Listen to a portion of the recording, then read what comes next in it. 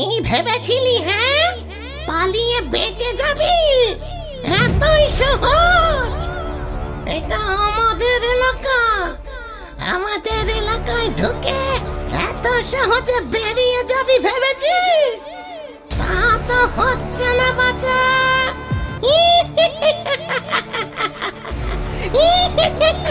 কান ফাটানো হাসিতে হেসে উঠল কঙ্কালটা। এইবার তার সাথে যোগ দিল সেই মরাটাও। আকাশ বাতাস কাঁপানো, কান ফাটানো সেই পৈশাচিক হাসি আমি আর সহ্য করতে পারলাম না। জ্ঞান হারিয়ে লুটিয়ে পড়লাম মাটিতে।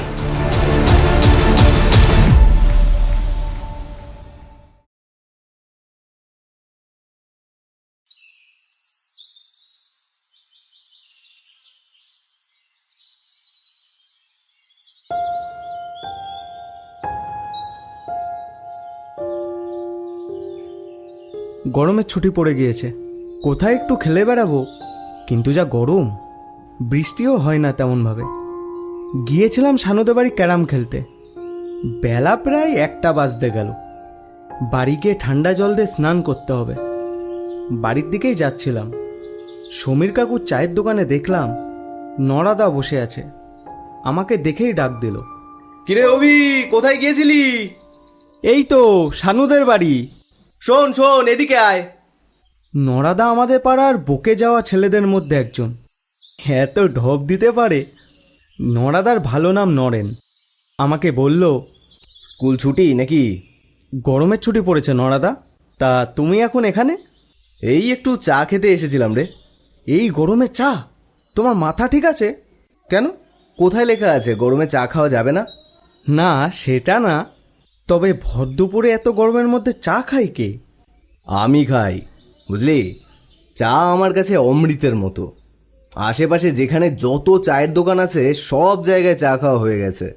তুমি পারো বটে, সত্যি তোমার জবাব নেই নরাদা। তাহলে তোকে একটা গল্প বলি, বস। বুঝলাম, আবার একটা ঢপের কীর্তন গাইবে। না গো নরাদা, এখন আর বসবো না, খুব গরম, বাড়ি গিয়ে স্নান করবো গো। আরে বস না, বেশিক্ষণ লাগবে না, 10 মিনিটেই শেষ হয়ে যাবে। নরাদার সামনের বেঞ্চিতে বসলাম। শোন তাহলে, সেদিন সকাল থেকেই খুব বৃষ্টি হচ্ছিল। বিকেলের দিকে বৃষ্টিটা একেবারে কমে গেল। খবর পেলাম বারাসাতের কাছে একটা নতুন চায়ের দোকান খুলেছে। বৃষ্টির ওয়েদার, মনটা এমনিতেই চা চা করছিল। বাইকটা নিয়ে বেরিয়ে পড়লাম। সেই চায়ের দোকানে পৌঁছতে ঘন্টা দেড়েক সময় লাগলো। চা মোটামুটি খারাপ না, তবে পরিবেশটা অমায়িক। ঝিলপাড়ের পাশেই দোকানটা, ফুরফুরে হাওয়া বইছে, তার উপর আবার বৃষ্টি হয়েছে। ঠান্ডা ঠান্ডা ওয়েদারে বেশ লাগলো। সেখান থেকে বেরোতে বেরোতে রাত প্রায় 10টা বেজে গেল। যশোর রোডের ওপর দিয়ে সেই রাতে গাড়ি চালিয়ে বাড়ি ফিরতে বেশ ভালোই লাগছিল। বেশ কিছুটা গাড়ি চালিয়ে আসার পর চোখটা কেমন যেন লেগে আসছিল। অনেক রাত হয়েছে তখন। ভাবলাম হাইওয়ে, আর এদিকে রাস্তাটাও ছোট, ভিতরের রাস্তা দিয়ে যাব ঠিক করলাম। গাড়ি ঘুরিয়ে ভিতরের রাস্তা ধরলাম। মফস্বল এলাকা, রাস্তায় কোনো লোকজন নেই। কয়েকটা দোকান খোলা আছে, হয়তো শেষ খদ্দেরের জন্য।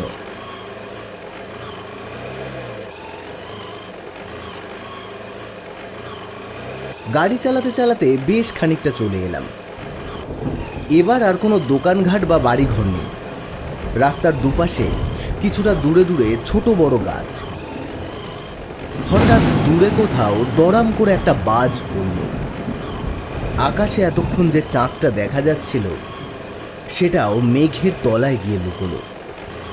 আর বলতে না বলতেই আবার নেমে পড়ল বৃষ্টি। আমি গাড়িটা একটা গাছের তলায় নিয়ে গিয়ে দাঁড়ালাম। বৃষ্টির বেগ যেন বেড়েই চলল, আর তার সাথে ঘন ঘন মেঘের গর্জন। এমন অবস্থায় গাছের তলায় দাঁড়ানো নিরাপদ নয়। কি করা যায়? দোটানায় পড়ে গেলাম। আর একটু অপেক্ষা করব এখানে, নাকি গাড়ি নিয়ে এগোবো? হঠাৎ প্রকৃতি ডাক দিল। প্রকৃতির ডাকে সাড়া দিতে ঝোপের দিকে পিছন ঘুরে দাঁড়ালাম। কাজ শেষ হতেই যেই পিছন ঘুরেছি, বাইকের দিকে তাকাতেই আমার হৃৎপিণ্ড যেন গলা থেকে বেরিয়ে আসতে চাইল। আমার গাড়ির ওপর বসে আছে একটা কঙ্কাল। ভয়ে চিৎকার করতে চাইলাম, কিন্তু কেন জানি না গলা থেকে এক বিন্দু আওয়াজ বেরোলো না। কঙ্কালটা আমার মুখের দিকে তাকিয়ে দাঁত কিরমির করে জিজ্ঞেস করলো,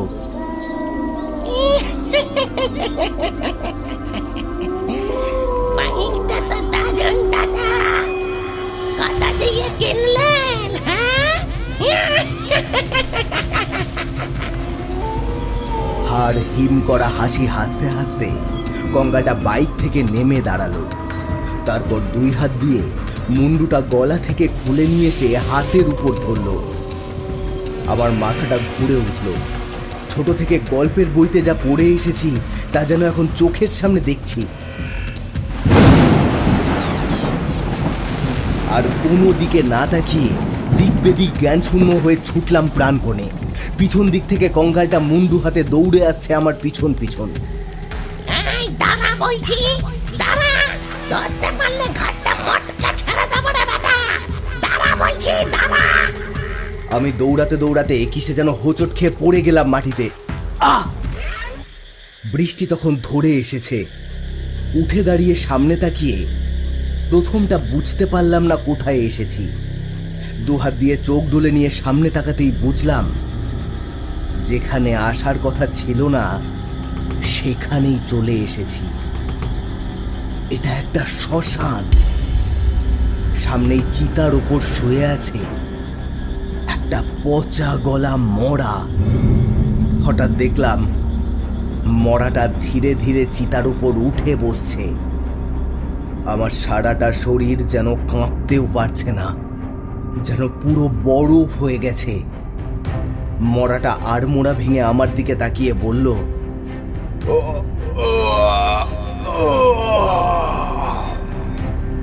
কি ব্যাপার দাদা?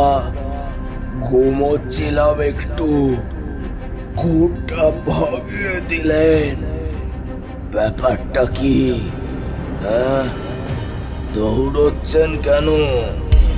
বুঝলাম এখান থেকেও পালাতে হবে। পিছন ঘুরে দৌড়তে যাব।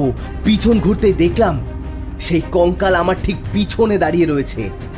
এই ভেবেছিলি হ্যাঁ পালিয়ে বেঁচে যাবি? এতই সহজ? এটা আমাদের এলাকা, আমাদের এলাকায় ঢুকে এত সহজে বেরিয়ে যাবি ভেবেছিস? তা তো হচ্ছে না বাচ্চা।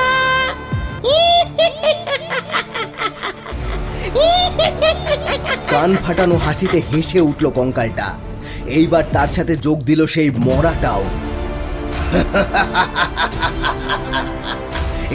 আকাশ বাতাস কাঁপানো, কান ফাটানো সেই পৈশাচিক হাসি আমি আর সহ্য করতে পারলাম না।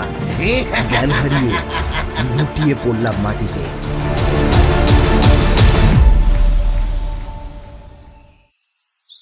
যখন জ্ঞান ফিরল তখন ভোরের আলো ফুটে উঠেছে।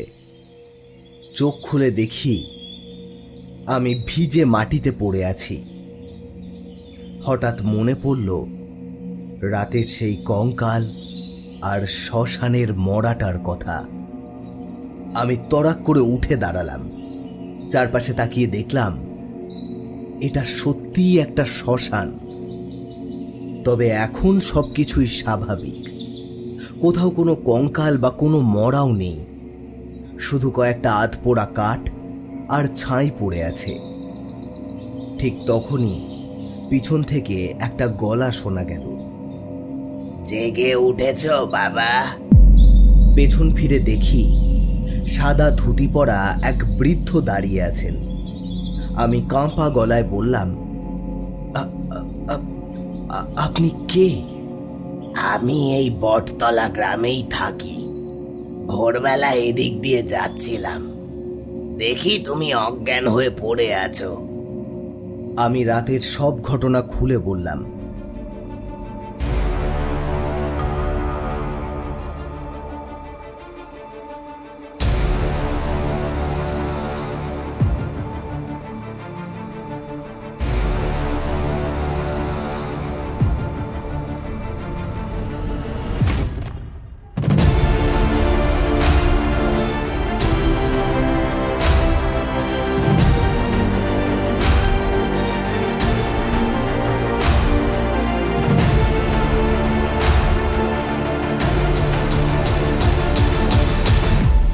বৃদ্ধ চুপচাপ শুনলেন, তারপর বললেন, তাহলে ওদের পাল্লায় পড়েছিলে?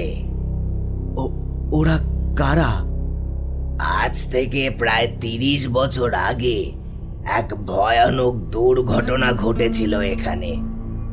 এক বর্ষার রাতে একটা বাস নিয়ন্ত্রণ হারিয়ে পাশের খালে পড়ে যায়। অনেক লোক মারা যায়। মৃতদের অনেককে এই শ্মশানেই দাহ করা হয়েছিল, কিন্তু তাদের মধ্যে দুজনকে খুঁজে পাওয়া যায়নি। লোকজন বলে সেই দুজনের আত্মা এখনো এই বটতলার শ্মশানে ঘোরাফেরা করে। বৃষ্টি, ঝড় আর অমাবস্যার রাতে তারা পথ হারানো মানুষদের ভয় দেখায়। তাহলে কাল রাতে আমি... হ্যাঁ, ওদেরই দেখেছ। আমার শরীর আবার ঠান্ডা হয়ে গেল। হঠাৎ আমার বাইকটার কথা মনে পড়ল। আমার আমার বাইকটা কোথায়? ও, ওটা তোমার গাড়ি? আমি দেখে ভাবছিলাম কার গাড়ি রে বাবা। চলো দেখাই তোমায়।